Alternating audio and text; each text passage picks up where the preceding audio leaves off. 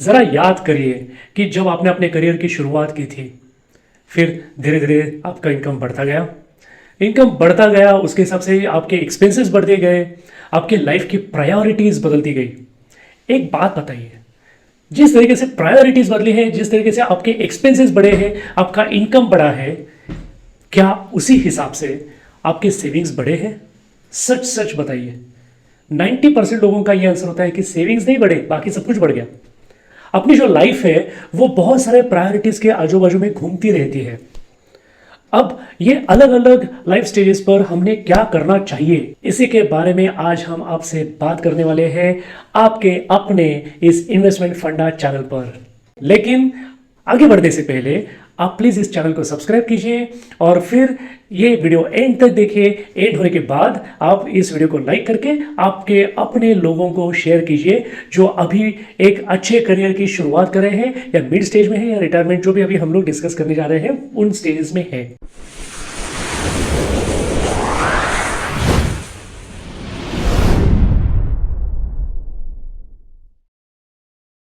Old age या mid age में जाने के बाद लोगों को ये कहते हुए कई बार सुना है कि काश ये सेविंग हम जब यंग थे उस टाइम हमने शुरू किया होता, काश ये सेविंग्स इस तरीके से यंग एज में करनी है, ये शायद किसी ने बताया होता तो आज हमारी सिचुएशन, आज हमारी फाइनेंशियल सिचुएशन कुछ और होती।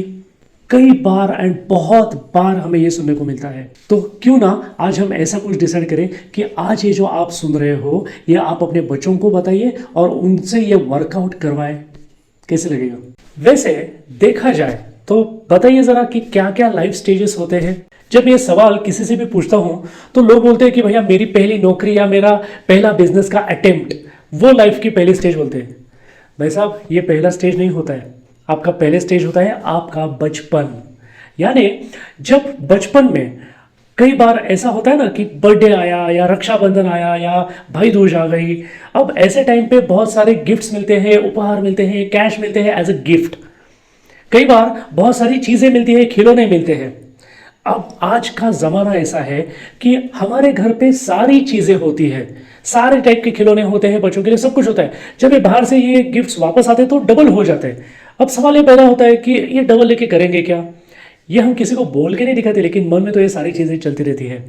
तो ऐसे टाइम पे यहाँ पे शुरू होती है आपकी पहली लाइफ स्टेज, जब आप एक स्कूल लाइफ में होते हो। ठीक है, तो ऐसे टाइम ये जो आपको गिफ्ट्स मिलते रहते हैं, आप उन लोगों को बोल सकते हो, यानी पेरेंट्स को मैं ये बात बता रहा हूँ, बच्चों को नहीं, कि आप अगर कोई गिफ्ट देना चाहते हैं तो ठीक है, 50% अमाउंट का गिफ्ट दे दीजिए और जो बाकी 50% है वो आप कैश में दे दीजिए, सो दैट वो जो कैश में अमाउंट है वो आप अपने बच्चे के नाम से इन्वेस्ट कर देंगे उसके फ्यूचर के लिए। कैसा लगा आइडिया?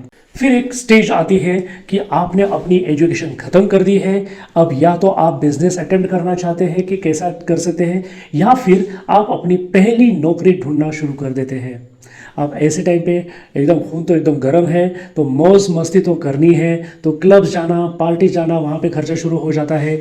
एक क्रेडिट कार्ड का एक बहुत अट्रैक्शन होता है, वो क्रेडिट कार्ड लेना हो जाता है। कई बार क्या होता है कि एक हायर एजुकेशन के लिए हम घर के बाहर जाएंगे, दूसरे सिटी में या दूसरे देश में आप जा सकते हो, वहाँ पे फिर आप अकेले रहोगे तो आपको खुद के पैसों का बजटिंग करना पड़ेगा। फिर हो सकता है कि आपको ट्रैवलिंग का बहुत शौक है तो आप ट्रैवलिंग करोगे। अब ये सारी चीज़ों के लिए पैसा तो लगेगा। तो ऐसे मौके पे एक सबसे बड़ी हैबिट आपको लगानी है कि आप अपने पैसों का, आप अपनी इनकम के साथ साथ आपके एक्सपेंसेस का भी हिसाब रखें। आप क्रेडिट कार्ड किस तरीके से यूज़ करोगे, उसको कंट्रोल्ड यूज़ कैसे करना है वो सीखें। मे बी आप रेंट पे रहने वाले हैं तो वो रेंट का जो पैसा है वो पैसा आप कहाँ से इकट्ठा करोगे, क्योंकि आप दूसरी सिटी में रह रहे हो, माँ बाप से अलग रह रहे हो, दूसरी जगह पे रह रहे हो, वहाँ पे बाकी के खर्चे आप कैसे करोगे। तो ये सारे चीज़ों का, खर्चों का हिसाब रखना और उसके हिसाब से आपकी अर्निंग हो रही है कि नहीं उसका बजटिंग महीने के शुरू में करना, और फिर बाकी बचा हुआ पैसा या तो सेव करें या फिर आप खर्चा करके उड़ाएं, मौज मस्ती करें, एंटरटेनमेंट में उड़ाएं। आपकी मर्जी। लेकिन ये है एक बहुत इंपॉर्टेंट लाइफ स्टेज जो बहुत सारे लोग मिस आउट कर जाते हैं, और फिर मिड एज में उन्हें लगता है कि अरे काश जब यंग था उस टाइम मैंने अगर ये किया रहता तो आज मेरी फाइनेंशियल सिचुएशन बहुत अच्छी होती। तो ये जो एज है, young age after finishing education, is very important. तो वहाँ पे आपको फाइनेंशियल प्लानिंग शुरू करना होगा। अगर आपको नहीं पता तो अपने पेरेंट्स को पूछिए, या फिर किसी दोस्त को पूछिए जो फाइनेंशियल प्लानिंग करते हैं, या फिर फाइनेंशियल एडवाइजर को पूछिए। अब एक स्टेज आती है कि आपको जॉब मिल गया, या फिर आपने एक आपकी ज़िंदगी का पहला बिजनेस शुरू कर दिया। अब आपकी पहली कमाई हुई और पता चला कि ओके अब कुछ समय के लिए तो ये सैलरी आना शुरू हो जाएगा। ऐसे मौके पे आप सबसे पहले तो एक आदत डाल दीजिए कि आपकी इनकम में से 10 से 20% आप सेविंग करोगे। अब सेविंग कहाँ पे करना है, क्या करना है, वो मेरे बाकी के वीडियोस आप देखोगे, आपको पता चल जाएगा। म्यूचुअल फंड्स है, एफडीज है, रिकरिंग डिपॉजिट्स है, एसआईपी है म्यूचुअल फंड की, थोड़ा सा शेयर मार्केट है, बॉन्ड्स है, बहुत सारी चीज़ें हैं। लेकिन आपकी इनकम का 10 से 20% आप सेविंग्स करोगे, पहली चीज़। दूसरी चीज़, एक बेसिक लाइफ इंश्योरेंस आप लोगे। अब यहाँ पे बहुत सारे लोग बोलते हैं यार मैं लाइफ इंश्योरेंस क्यों लूँ, मेरी तो कोई लायबिलिटी है नहीं तो मैं क्यों लूँ। क्यों भाई, आपकी कुछ भी लायबिलिटी नहीं है। आपके माँ बाप ने आपको इतना पढ़ाया लिखाया, हाँ, आपको एक एक्सपेक्टेशन नोइंग अननोइंगली हर माता पिता का होता है। अगर उनका इतना जवान बेटा या जवान बेटी को भगवान न करे कुछ हो जाए तो क्या उनका फाइनेंशियल लॉस नहीं है? क्या उनकी बुढ़ापे की जो लाठी है वो एक्सपेक्ट कर रहे थे कि अपने बच्चे अपने को संभालेंगे, वो चले गए तो उनको प्रॉब्लम नहीं आएगा? क्या ये लायबिलिटी नहीं है? क्या लायबिलिटी सिर्फ उसी टाइम आती है जब शादी हो जाती है, बच्चे हो जाते हैं? क्यों, माँ बाप के लिए आप कुछ भी नहीं हो? क्या माँ बाप बोलते तो है कि कुछ एक्सपेक्ट नहीं करते बच्चों से, लेकिन असल में यहाँ पे और यहाँ पे और यहाँ पे कुछ ना कुछ एक्सपेक्टेशन नोइंग अननोइंगली होते हैं। तो माँ बाप के लिए अपनी कुछ रिस्पॉन्सिबिलिटी है। तो अगर हमें कुछ हो जाता है तो हमारे माँ बाप का ख्याल कौन रखेगा? तो उसके लिए ये इंश्योरेंस बहुत ज़्यादा ज़रूरी है। उसके बाद एक लाइफ स्टेज आ जाती है जहाँ पे आपके शादी की उम्र हो जाती है। अब शादी की उम्र के पहले कुछ लोग अच्छे खासे फाइनेंशियली या उनके करियर में सेट हो जाते हैं। कई लोग शादी की उम्र में थोड़ा सा शुरुआत होती है उनकी सेट होने की, लेकिन उसके बाद हो जाते हैं। लेकिन ये एज जो है जनरली मैं बात कर रहा हूँ 25 से 35 साल की उम्र, जहाँ पे आप सेटल हो गए हैं ऐसा बोलना हम लोग शुरू कर सकते हैं। अब ऐसे टाइम पे अगर हम इस तरीके से बात कर रहे हैं तो सबसे पहले तो हमें एक चीज़ करनी है कि 20 से 25% एटलीस्ट आपका सेविंग्स होना चाहिए, एटलीस्ट मंथली अर्निंग का। उसके बाद आपके लिए एक अच्छा खासा एक इंश्योरेंस का प्लान, और उसके बाद एक मेडिकल का प्लान, मेडिक्लेम पॉलिसी आपकी होनी चाहिए। अगर उसी टाइम पे आपकी शादी हो रही है तो आपको अपने स्पाउस के लिए भी एक अच्छा खासा इंश्योरेंस का प्लान लेना चाहिए। और आपके जो पहले के इंश्योरेंस है उसमें नॉमिनी को, पेरेंट्स को चेंज करके आपके स्पाउस का नाम डाल दीजिए, क्योंकि लीगल हेयर में पेरेंट्स से पहले स्पाउस का नाम आता है। उसी के मामले में हमने ऑलरेडी एक वीडियो पब्लिश किया हुआ है जिसमें हमने नॉमिनी, जॉइंट होल्डिंग वगैरह इसके बारे में बात की है। उसकी लिंक मैं यहाँ पे ऊपर दे रहा हूँ। इसके बाद एक और लाइफ स्टेज आती है जब 30-35 साल के बाद, और एक मिड एज आ जाती है। जब ये 35 से 40 की उम्र आ जाती है तो ये एक सेट एज होता है। वहाँ पर आपके बच्चे भी होते हैं तो उनके एजुकेशन का भी आपको प्लानिंग करना होता है, उनके करियर का भी आपको प्लानिंग शुरू करना होता है। प्लस आपको एक थोड़ा सा एक एहसास होना शुरू हो जाता है आपके रिटायरमेंट के बारे में कि नहीं, मुझे अपने रिटायरमेंट के लिए थोड़ा सा तो सेविंग्स करना चाहिए। यानी इंश्योरेंस तो अच्छा खासा है आपका, लेकिन एक रिटायरमेंट का प्लानिंग का थिंकिंग या थॉट प्रोसेस शुरू हो जाता है। एंड आपके नाम से सेविंग्स भी और बढ़नी चाहिए क्योंकि आप लाइफ में ऑलरेडी सेट हो चुके हो। तो अराउंड 30% के आसपास तो मंथली इनकम का जाना चाहिए सेविंग्स में। अब सेविंग्स किस तरीके के, क्या तरीके के, इसके लिए मेरे सारे बाकी के वीडियोस आप देख लीजिए प्लीज़, क्योंकि इस वीडियो में हम उसके बारे में बात अभी नहीं करेंगे। अब उसी के साथ साथ आपको कार भी लेनी है, मे बी आपको फॉरेन टूर भी करवानी है फैमिली के साथ, आपको घर भी लेना है, मे बी दूसरा घर होगा, और एक आपको प्रॉपर्टी क्रिएट करनी है, मे बी लैंड लेना है या प्लॉट कहीं पे लेना है। तो उसके लिए आपको डाउन पेमेंट के लिए पैसा कहाँ से आएगा? तो ऐसे मौके पे आप रिकरिंग डिपॉजिट शुरू कर सकते हैं बैंक में, या फिर म्यूचुअल फंड में SIP is the best way. जब आप यंग एज से ये शुरू कर रहे हो तो वो जो पैसा इकट्ठा हो जाता है वो अब आपको काम आएगा, आपकी कार के लिए, आपके फॉरेन ट्रिप के लिए, आपके फैमिली पिकनिक्स के लिए, आपके दूसरे घर के लिए, वो ही पैसा काम आएगा और वहाँ पे उसकी कीमत आपको पता चलेगी कि यस, थैंकफुली आपने अपने यंग एज में वो सेविंग शुरू की थी। अब एक ऐसे उम्र आ जाती है जहाँ पे आपको लगता है कि नहीं, अब तो मुझे रिटायरमेंट के लिए प्रिपरेशन शुरू करनी होगी। ये उम्र होती है अराउंड 45-50 के आसपास की, जहाँ पे जनरली बहुत सारे लोग, most of the people, maximum लोग जग जाते हैं और एकदम से शुरू हो जाते हैं, अरे मुझे रिटायरमेंट के लिए कुछ सेविंग करनी। मेरे मैक्सिमम जो कॉर्पोरेट प्रोग्राम्स होते हैं इन्वेस्टमेंट अवेयरनेस के, वहाँ पे हमने ये ऑब्जर्व किया है कि जो लोग रिटायरमेंट के लिए एकदम नज़दीक पहुँच चुके हैं रिटायरमेंट के, या जो लोगों की एज 45, 50, 55 के आसपास पहुँच गई है, वो लोग अब शुरू करना चाहते हैं रिटायरमेंट के लिए सेविंग्स। लेकिन उस टाइम सिचुएशन कुछ इस तरीके से होती है कि सबसे पहले आपके पास समय बहुत कम होता है सेविंग्स करने के लिए रिटायरमेंट के। आपके बच्चे बड़े हो गए हैं तो आपके बच्चों के हायर एजुकेशन के लिए आपको बड़ी अमाउंट लगेगी, आपको एक्सपेंसेस जो है वो बहुत ज़्यादा लगेंगे, उनको मे बी हायर स्टडीज़ के लिए भेजना है या पोस्ट ग्रेजुएशन के लिए भेजना है। तीसरा, बच्चे बड़े हो गए हैं तो कई बार अपना घर छोटा लगने लगता है, तो अब घर भी तो अपग्रेड करना है। अगर 1 BHK है तो 2 BHK चाहिए, 2 BHK तो 3 BHK चाहिए। अच्छा, अब इसके अलावा एक और चीज़ होती है कि जो अपने एस्पायरेशंस होते हैं घूमने के, अब ये एस्पायरेशंस लोकल लेवल पे नहीं रहते, अब ये सारे एस्पायरेशंस हो जाते हैं इंटरनेशनल लेवल के। अब ऐसे मौके पे होता क्या है कि यहाँ से रिटायरमेंट के एक्सपेंसेस आ गए, यहाँ से बच्चों का हायर एजुकेशन आ गया, वहाँ से ट्रैवल के एक्सपेंसेस आ गए, यहाँ से ऊपर अपने होम अपग्रेडेशन के एक्सपेंसेस आ गए। ये सारी चीज़ों में ना हम लोग एकदम दब जाते हैं और इसका जो परिणाम होता है वो ये होता है कि हम लोग फ्रस्ट्रेट हो जाते हैं। कई बार हमने एक्सपीरियंस किया है कि कॉर्पोरेट में लोगों की आंखों में पानी आ जाता है।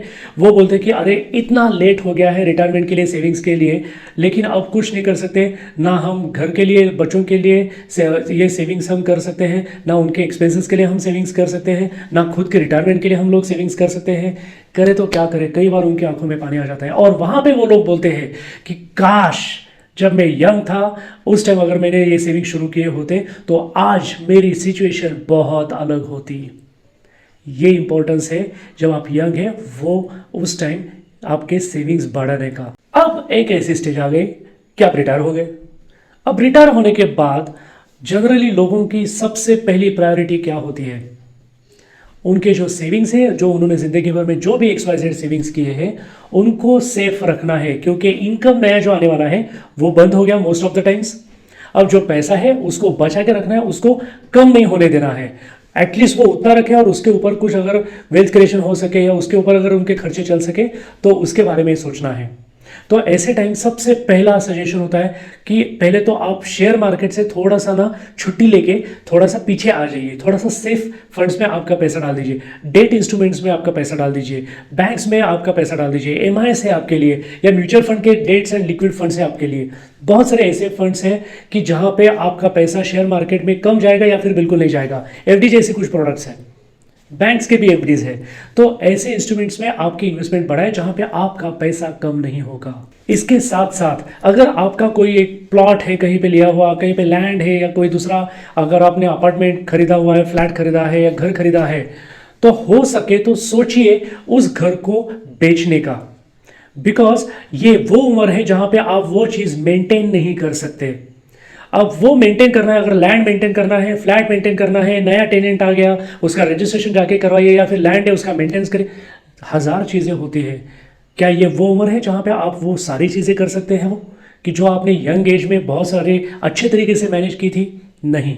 तो ऐसे टाइम पे वो चीज़ बेच के वो जो वहाँ से आपको पैसे आएंगे वो कहीं पे अच्छे तरीके से इन्वेस्ट कर दीजिए जहाँ से आपको हर महीना एक इनकम आता रहे, सो दैट आपके दिमाग का टेंशन चला गया, आपका एग्जर्शन बच गया और आपको रेगुलर इनकम भी शुरू हो गया। तो थोड़ा सा समराइज करते हैं कि अपने लाइफ के कौन से स्टेज पर हमने क्या क्या चीज़ें ध्यान में रखनी है।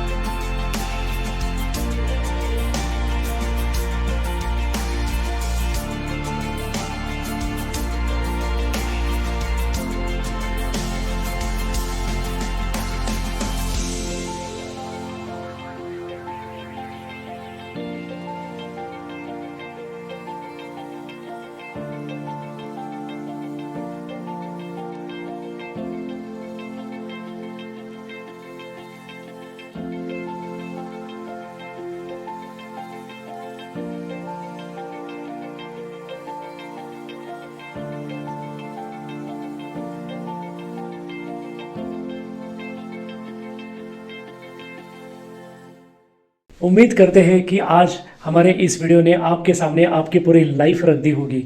कई बार तो शायद आपको ये भी लगा होगा कि काश वो स्टेज में मैंने वो किया होता, ये स्टेज में मैंने कुछ ये किया होता, इस तरीके से कुछ अपनी फाइनेंशियल अपनी प्लानिंग की होती। कोई प्रॉब्लम नहीं है, अभी भी देर नहीं हुई, अभी भी आप सब कुछ कर सकते हो। और अगर आपको लगता है आप लेट हो गए हो तो आप अपने बच्चों को तो मत लेट करिए। अगर आपको लगता है कि ये वीडियो आपको बहुत अच्छा लगा है, बहुत काम का, बहुत इंपॉर्टेंट लगा है, तो प्लीज़ इस वीडियो को लाइक कीजिए और शेयर ऐसे लोगों के साथ कीजिए कि जिनकी आप फाइनेंशियल चिंता करते हो और जिनसे आप प्यार करते हो और जिनको आप बहुत केयर करते हो। और अगर आज आप इस चैनल पे पहली बार आए हैं तो प्लीज़ इसको आप सब्सक्राइब कीजिए। वो जो बेल का आइकन है वहाँ पे आप क्लिक कीजिए और वहाँ पे ऑल का बटन आप प्रेस कीजिए, ऑल का ऑप्शन सिलेक्ट कर दीजिए। अब मिलते हैं हमारे नेक्स्ट वीडियो में ऐसा ही एक अलग टॉपिक लेके। तब तक bye bye, see you, take care.